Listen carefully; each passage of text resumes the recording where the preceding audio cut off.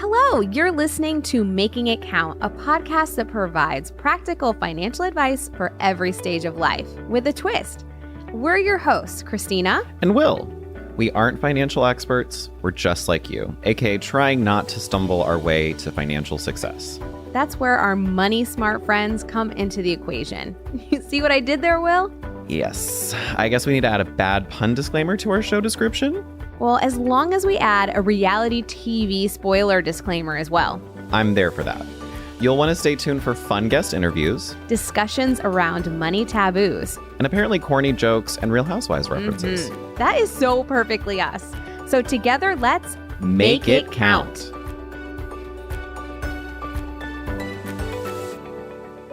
Hello, everyone, and welcome back to Making It Count. I'm really excited about today's topic, Christina. It's a really good one. It is. All of ours are really good, but this one's going to be something we've never talked about before, so I'm really excited. And we're talking about healthy and eco-friendly living, but on a budget. Yeah, we've talked a lot about budgeting, but the eco-friendly part is something that's super important. A CNBC story from last year said that 80% of Americans were willing to change their behavior to address climate change. That is a high number. I'm very surprised by how high that number is. Right? I am, yeah. Considering it feels like all we really do is just like complain about the paper straws and like yes, do nothing else. Like there's very little that anyone's really doing but the paper straws. And I feel like the paper straw thing wasn't about saving the environment, but saving the turtles. Oh, it's all about the turtles. Like it's all about the turtles. I was at lunch yesterday with a friend and he's like, save the turtle. And then like it melted into the drink. But yeah, so Christina, what do you do to live more eco-friendly? Oh, well, I knew you were going to ask me this and you were just going to, I'm not going to get an A+ on this one. Oh. And you know how much I want that A+. You know, I do. Okay, so here's what I do. Okay.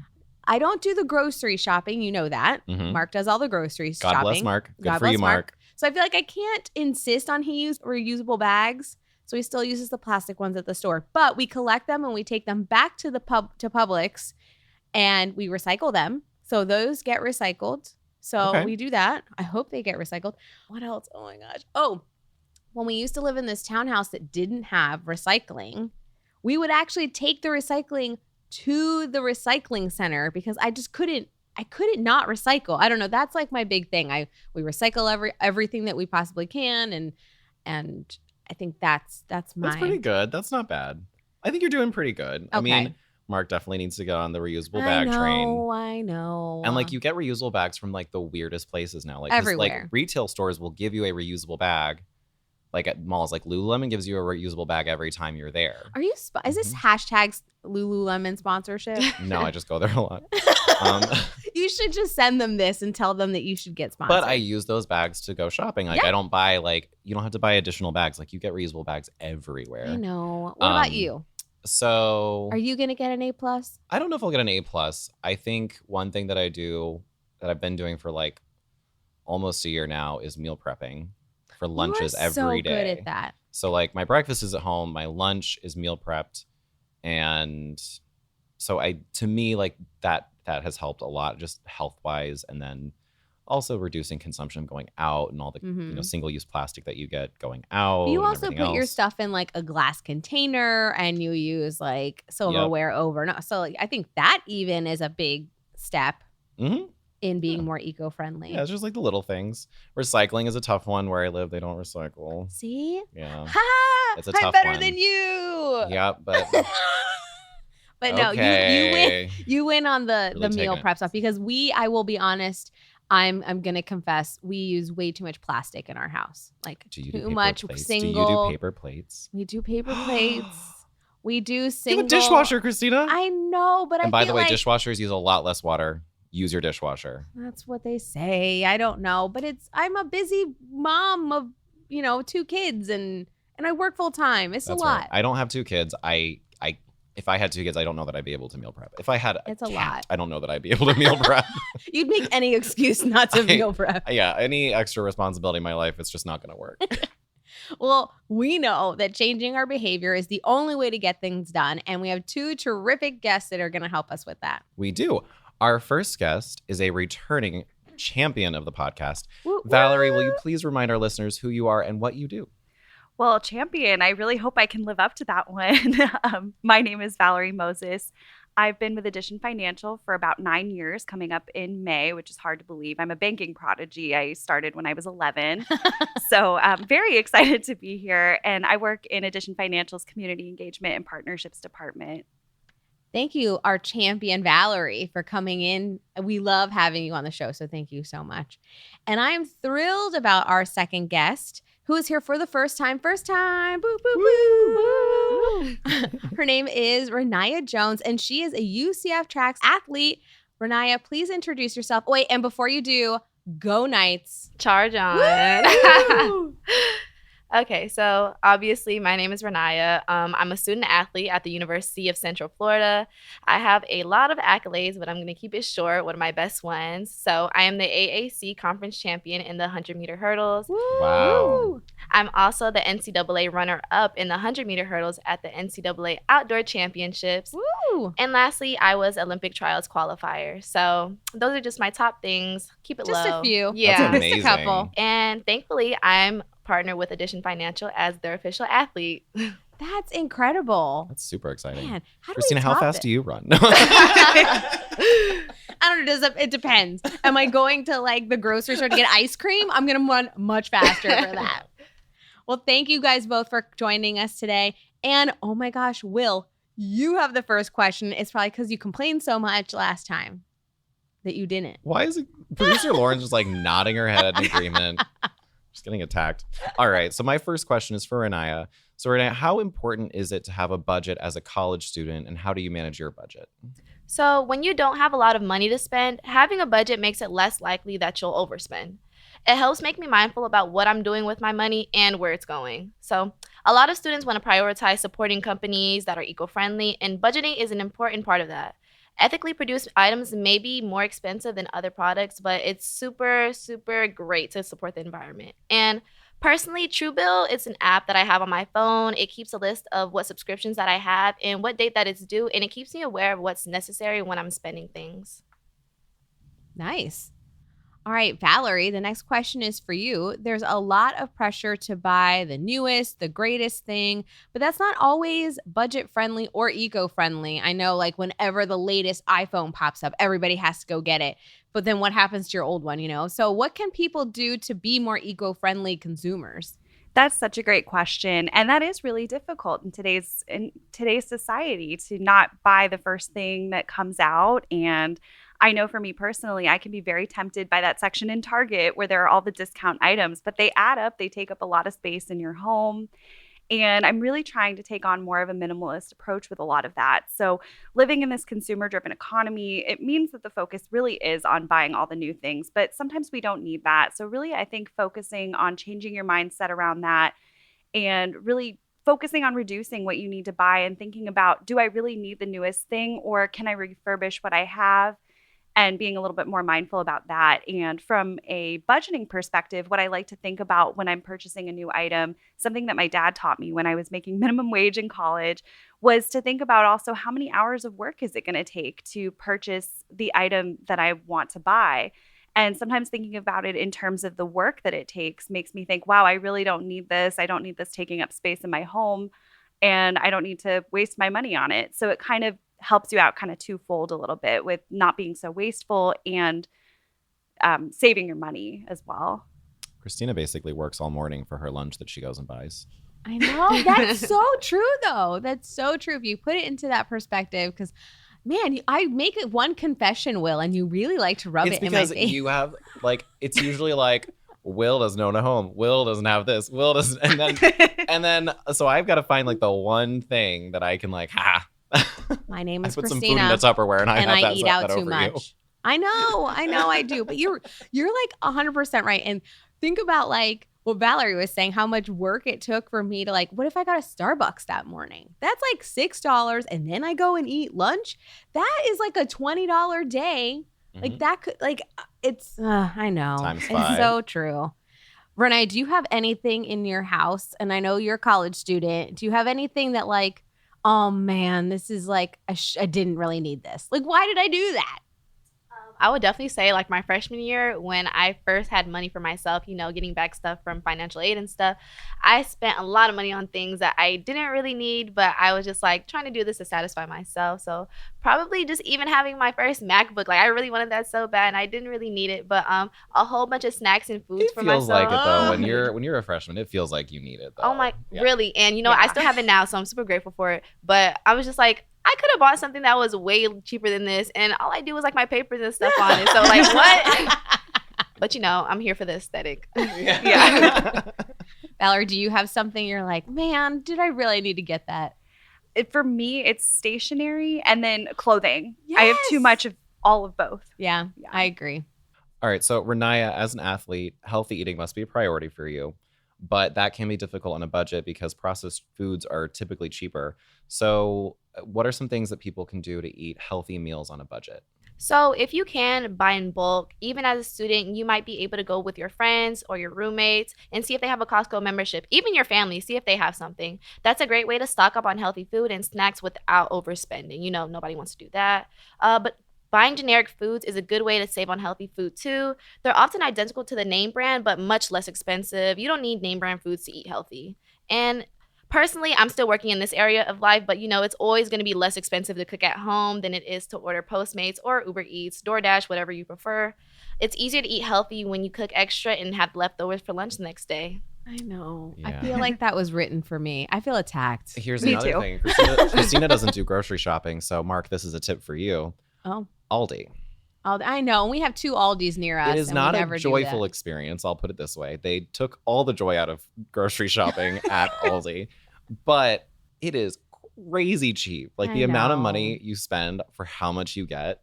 I had a cart full of groceries, would have been like $120 at Publix, $60. Yeah, but like Rayniah was insane. saying, we finally got a Sam's membership. Holy cow! I can get so many more fruits, vegetables, meats, like so much less expensive Mhm. from going to a Sam's or a Costco or any of those things, for Mm. sure. Wait, what?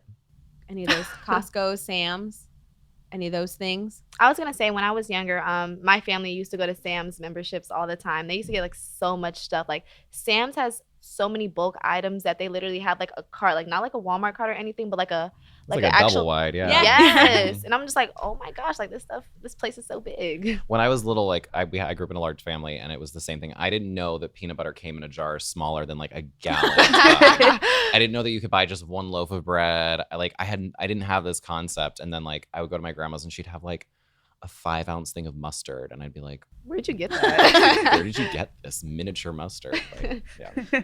That's funny. Valerie, what are some simple food habits that will help us to live a more eco-friendly life? That's such a great question. I think a lot of times when it comes to our food intake and the environment, we think about, I have to go vegan in order to protect the environment, and that I have to make all of these changes to completely reduce my carbon footprint. And oftentimes I think that keeps us from making changes at all in our lives to be a little more eco-friendly. So something that we can do is maybe eat a little bit less animal product or less meat. And so one example of that might be doing a meatless Monday, or committing yourself to not eating animal products before a certain time of day or on weekdays or something like that. Whatever's going to be sustainable for you, but looking for ways to kind of change your mindset around that, being mindful of what you eat in terms of the environmental impact. I think even recognizing that what you're eating does have an environmental impact is important. And you can apply this concept to really any area of consumption. So reduce the amount of single-use plastic that you use in the grocery store, using those tote bags that we talked about, or getting those mesh produce bags so that you're not putting the produce in the plastic. I think that can be a big change that we're not really recognizing, even if we have the tote That's bags. a big one. Like, and honestly, even if you don't have your tote bag, just hear me out. Just take the produce, put it in your cart. It will survive until you wash it. Like, the cashier looks at you a little crazy for a minute when you got like some lemons rolling around, but like it really is ridiculous to put it in a bag for 5 minutes and then take it home. It's silly. So yes. Definitely. And then also, even when we are eating meat, looking at maybe pasture-raised meat from ethical suppliers, locally fed or grass-fed, I think that has a better environmental impact. And then as far as even just reducing that carbon footprint in other areas of our lives, even just looking at our transportation, you don't have to walk to work every day or anything like that, but maybe looking into carpooling, or if you have good public transportation in your city. For those of you in Central Florida, I took the Sunrail recently to downtown Orlando. It was amazing. I got to watch Netflix going into downtown Orlando at rush hour. Not something you can do safely on the interstate. Not that has not happened, because I'm sure it has, but not safe. Yes. Yeah. And so, looking into these different ways that you can make these small changes. You don't have to take public transportation every day or anything like that, but just being a little bit more mindful of how your daily habits may have an impact on the environment and the world around you. All right. So continuing on the thought that Valerie started with, like going vegan, planning out what you're going to do and being purposeful with it. Rayniah, how important is it to plan your meals when you're trying to be healthy on a budget? As an athlete, you find that there's other athletes always meal planning. It's super important to watch what you're eating. And the first reason is that it reduces the chances that you'll grab something super sugary or fatty when you're hungry, because you always have healthy foods available. The second reason is that it helps to reduce food waste. If you take the time to think about what you're eating all week and buy the food you need to make everything, you can eliminate food waste and use everything by the time you're ready for your next trip to the grocery store. Planning your meals also helps reduce impulse buying at the grocery store. When you know what you're buying ahead of time, it's super easy to resist the middle aisles where all the processed foods are. So, Rayniah, you are a star athlete. What does your refrigerator look like? Please. I didn't want to be in the conversation about it, but I am also a victim of eating out too much, See? So my refrigerator has a lot of leftover food and stuff from eating out, but I have a lot of choices when it comes to snacks and just little meals. It really helps at my university that we have a student athlete dining center. We call it Garvey, and I'm able to eat lunch there all the time. So, I can't really make my own food all the time, but it's nice that they have that available for us. They have it for breakfast, lunch, and dinner. Wow. I really use it for lunch. But other than that, when I can, if my roommates are making something, I'm like, hey, can I get a little bit? And they're always helpful to help me out, give me a piece of their meal or whatever. So just those little things help when being a student athlete. I can only imagine it's tough to try and meal plan and go to school and do everything else. Because like I said, I have one responsibility on my plate and that meal plan's out the window. There's only so much I can handle. But then food is fuel, and you being a star athlete, you got to really be mindful of what you're consuming. No, it's very true. We always get the talks constantly. We have Wednesday meetings, and we literally have our nutritionist come in there, and she always tells us how important it is for your carbohydrates, your proteins. There's something else, but I definitely forgot. And just making sure that you have everything that you need to fuel yourself for your practice and your weightlifting. All right, Valerie, this is what gets me about moving to more eco-friendly life, and you kind of already touched upon it. I feel like I have to jump off the bridge and do it all. But it's not like that. So how does someone like me who feels like it's all or nothing, what can I do instead to really get myself going into a much more eco-friendly lifestyle? I think recognizing that we don't have to reduce our carbon footprint to nothing, that we live in the world and it's not going to be realistic for most of us to give up our cars and to change every single thing in our lives.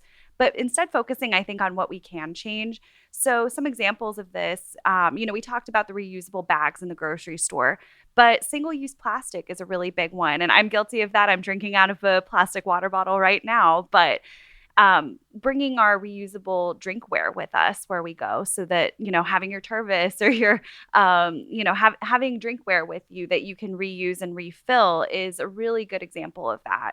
Another example of this, I always used to hear this as a kid. This was not something that we did in my household, but a lot of people will run the water while they're brushing their teeth. And simple things like that, that's a minute or 2 minutes, hopefully 2 minutes. If my kids are listening, 2 full minutes. Exactly. That you could be not running the water and not wasting that. Looking at where we can reduce. Another example of this, an eco-friendly blogger that I follow uses these flour sack towels. You can purchase these towels to clean things up in your home instead of using paper towels for everything. She cuts them up into maybe 4 different towels and using them to clean surfaces and things like that. Certain things you may still want to have paper towels, but for other things, we can have things in our house that we can reuse, wash, and, again, use again.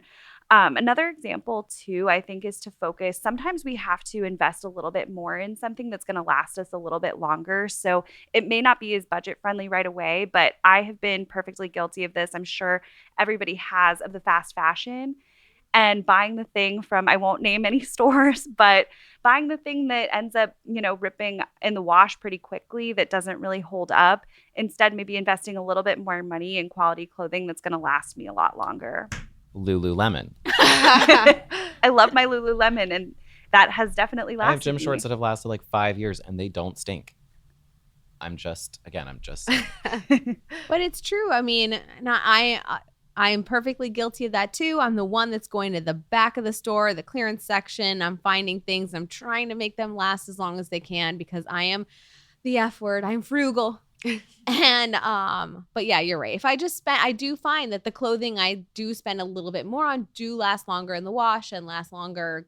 They don't fade as fast and things like that. So yeah, that's a big one. And Rayniah, even though she called herself out and said I bought an Apple product and didn't need to buy an Apple product, they do typically last longer. It is true. And that's not because I'm married to somebody who works there. They do typically last longer. Like I've had my MacBook for like 10 years and it's still going because all I did on it was write papers. So nothing crazy, but they last. Yeah. All right, Rayniah, what are some eco-friendly swaps that college students or really anyone can make in their living space? So I can also say this is something that I want to be more conscious of. But, just take the time out of your day just to research if you're buying any toxic cleaning products. You should try to make the swap to environmentally friendly products because it's really meaningful to the environment. It's super important if you can in ways to figure out what ways that you can, just be better towards the environment. It's a good idea to stick to sustainable fabrics. When you buy sheets and clothing, these products are sometimes more expensive, but like I said, they're better for the environment and better made and longer lasting. You always want to try to make your things last longer when you can. I would also recommend trying to use less electricity and less water. This is something that can be a conscious effort when everybody actually puts the work in to do it, that it'll affect the environment to make it a better place. But it's as small as plugging everything into a power strip and turning it off when you can, or just when you're leaving, turning off, unplugging any little simple appliances that you can. My friend's dad did that. Anytime that he wasn't using something, he would unplug it. Like he'd unplug the TV, he'd unplug the coffee maker, he'd unplug the anything, and he would save so much electricity that way. I'm way too lazy to do that, but it's true. Like you can't just going around unplugging things. I didn't think it would be that much of a difference, but yeah, apparently that's a big difference. Yeah, you would think because they're off, right. It's not using any electricity, but when you really unplug it, you see what's going on. Yes. I think the one that I find myself guilty as of is like a charging cord and it's just plugged in, not charging anything. Oh, I'm so guilty of that too. We have a whole charging station in my house and they're all these cords that aren't plugged into anything. Well, and then there's everyone's got one by their couch. Let's just be honest. Yes. Everyone's got one. The cord's tucked between your cushion and your little armrest. Don't even want to move it. You can reach on, where it is. Yeah, there was a whole campaign, I don't know, maybe 10 years ago where they were calling them vampires because they're literally sucking out the energy. And it's something that I certainly did not think about as well with my little power strip, having the whole thing, everything is plugged into. Now you can just do one of those smart things and just be like, Alexa, turn this on. But still, it's running power. Oh, man. There's so many little things that we could do that you really have no idea until it's brought up to your attention. All right. So you've both given our listeners so many fantastic ideas to live a healthier and more eco-friendly life. But now it's time for our rapid fire round. Are you ladies ready? So ready. Super pumped. Nice. She's going to be fast. So watch out, Val. You really need to get on this. All right, Will. You are going to get us started. All right. So my questions are for Valerie. Composting has become really popular. How can people who don't own a house incorporate composting into their routine? So it's easy to find a countertop composter to collect your food scraps. You can also use compost to fertilize plants in your apartment, which is pretty cool if you're someone like me and you got a lot of house plants during the pandemic. There's also a really great app out there called Share Waste. And you can find out who in your area actually accepts compost and bring your compost out to them, which I thought was really cool if maybe you don't want to do it at home or you don't have the capacity. Man, I do not have a green thumb. I have a black thumb. So I would definitely have to donate my composting You to own a someone home. else. Yeah, but I mean, I still just can't grow anything. What are you? You could compost. I could, but I'm not going to use it. I'd have to give it to somebody Stick else. it behind your swimming pool that I haven't been invited to. All right. So this time I get to talk to Rayniah. So Rayniah, my questions are for you. What is a way that we can reduce spending that we haven't mentioned yet? So when I can, I buy secondhand items. It's possible to find lightly worn or sometimes even new clothes at secondhand shops. One of my go-tos is Plato's Closet. I go there with my roommates sometimes. We just go pick out things that we want, especially for game day. You know, sometimes you want like a top that you can cut up and stuff like that, DIY. Love doing that. But you can also do it for so many things like small kitchen appliances, books, all kinds of things for the fraction of a new item. I think a great example is like renting your textbooks instead of buying brand new ones, especially with how much they cost. Oh, yeah. I went thrifting yesterday. You did? Yeah. Did you Plato's Closet get is great. anything? Yeah, I did get a couple things. Nice. Yeah. Plato's Closet is great. Deco's is also great if you're in the Central Florida area. And Avalon Exchange. Look at you. Yeah, I really love cool that. places. I love donating items because I love teaching my kids that donating an item is reducing the impact to the environment because you're giving it a second life. So that's really great. All right. This one's just for fun, Valerie. What's the biggest bargain you ever found at a secondhand or vintage shop? So I've done a lot of vintage shopping in some of the antique shops. I really love downtown Sanford and downtown DeLand for that. But I have to say the best thing I've found in one of these stores is one that I didn't buy and I'm still thinking about it years later.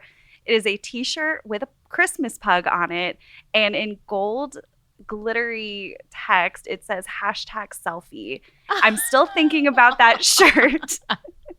And it's the one that got away. And if I ever see it on Amazon, I'm going to purchase it. I've gotten really amazing gifts for people in all these vintage shops, but I have to say that is the item I always think about. Not expected. I love this. She said it's the one that got away. Rayniah, we've talked a lot about recycling today, but still some people don't recycle. What would you tell those people? Like, why should we recycle? So we've been putting a lot of emphasis on just being kinder to the environment, and it's not really any more difficult than throwing things away in the garbage. You know, I think sometimes people aren't sure what's recyclable and what isn't, but a lot of that information is available online once you get used to it. It's easy. And, you know, a lot of recycling bins have instructions listing on what it is like that you can throw away. So it just takes 2 seconds out of your day just to see what you can and what you can't recycle.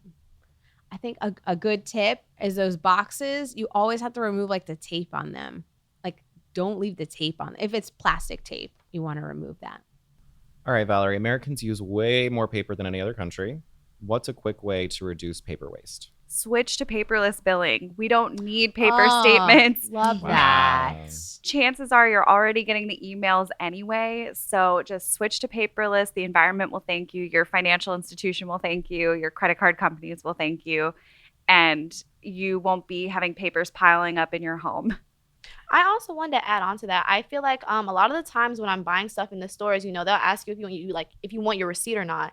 And you'll see like the machines still print out the paper and they just throw it away. And it's just like, I feel like these machines should be updated to ask whether or not you want to print out the paper before it's even printed, you know, some conscious saving. Yes. Yeah, I've seen some places switching to more of that. And it's also like a reason. Or you get an e-receipt. Like Oh my God.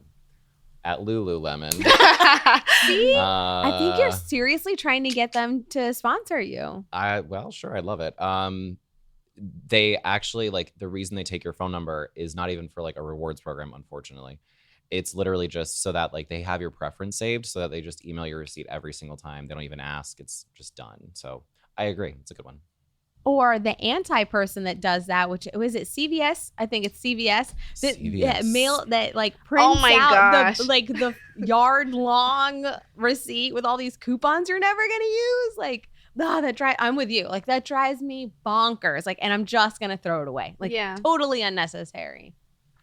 All right, Rayniah, you get the last question, but a fun question. So what is your favorite affordable healthy snack? Okay, so my go-to all the time, whether it's just chilling out, whether I'm finished lifting or just chilling at a track meet, I really enjoy Nature Valley's almond bars. For the audience, this is an affordable snack, but for me, I'm able to get them at our fuel station for the free ski. Those are really good. I They love are. those. Yes. Those are always stocked in our pantry at home. All right, now it's time for some guest promotions, and we're going to start with Rayniah. Addition Financial is partnering with Rayniah to help college students become financially literate early in life. So, Rayniah, what can you tell us about your partnership with Addition Financial? So for one, I am so thankful to be partnered with Addition Financial because it's so important to be knowledgeable on these topics such as budgeting and having your finances in order. And I'm happy I get to share this information with other college students. But for anyone who wants to reach out to me, whether it's on Instagram or Twitter, my handles are Rayniah Jones. So if you don't know how to spell my name, that's on you. But if you want to see what I'm posting about, then that's there for you. Perfect. So Valerie, you know the drill. You've been here before. How can our listeners find you online? Well, you can always reach out to me via email at vmoses@additionfi.com or reach out to me on LinkedIn. We also check out the Addition Financial website, additionfi.com, or at the Addition FI on pretty much any social media platform. And Valerie has her own podcast. So I would love for you to promote that. That would be lovely. I host a podcast called Wellness and Wanderlust. We're on all of the major podcast platforms, or you can find us at wellnessandwanderlust.net. And I would love to see some of the Making It Count listeners pop over there. Just so another thing, being partnered with Addition Financial, I'm helping other college students make their own debit card accounts, credit card accounts, whatever it may be. And you get an additional $100 if you do sign up. So I do have a landing page. The link is additionfi.com/RJ. So you want to make you a card, Addition Financial, go ahead. Well, thank you both so much for joining us. It has been such a fun episode. Yes, thank you both so much. Of course. Thank you for having us. All right, well, it's time for our favorite segment we call What Did We Learn Today? Okay, I'll go first. So our guests were super great. And I think the thing that I learned today is I really have to stop as much of my single-use plastic consumption. And also what Valerie was saying about like just eliminating it one day, like the meatless Mondays, or don't have any, because we're trying to do less red meat at our house. So we're doing more white meat, but like maybe don't do meat until dinner time. Like it really, like I'm that person that's like, whoa, I need to like go gangbusters on what I need to do when I go after something. So I think little baby steps will make a big impact. So that was really great to hear. I agree. You should do it. Okay. There was a lot of great advice today. I think for me, I need to make a more conscious effort to recycle better. But I also think, to your point, you mentioned, I think we talked about it a couple times, being smart about recycling, because if you do not recycle properly, or you are throwing like, especially like tape on boxes or like food in boxes, things like that. Like you can't recycle pizza boxes. Nope. Can't do it. So to me, and the thing is, if they find that, they typically just throw out the whole bunch. Like it's not even like no one's going through the one by one. So whatever you're recycling, just know like they're just going to toss the whole thing. So I need to be better about that. Well, at the end of every episode, we like to provide our listeners with a resource that they can use to make it count in their lives. So Will, what's our resource today? Well, not to toot our own horn here, but it's a past episode of Making It Count featuring none other than Valerie Moses. Nice. In it, she gives listeners a crash course on college finances. Perfect. So all of the new listeners that we got, because they want to hear awesome Rayniah on our podcast, go check that one out because it's a really great episode. Yeah. Thanks, everybody, for listening, and we'll see you next time on Making It Count. And that's a wrap on this episode of Making It Count. If you learned something new or inspired to reach your financial goals, Or just found us entertaining, please subscribe, share, or rate, and review us on your favorite podcast app. and don't worry, we'll be back soon with another new episode of Making It Count.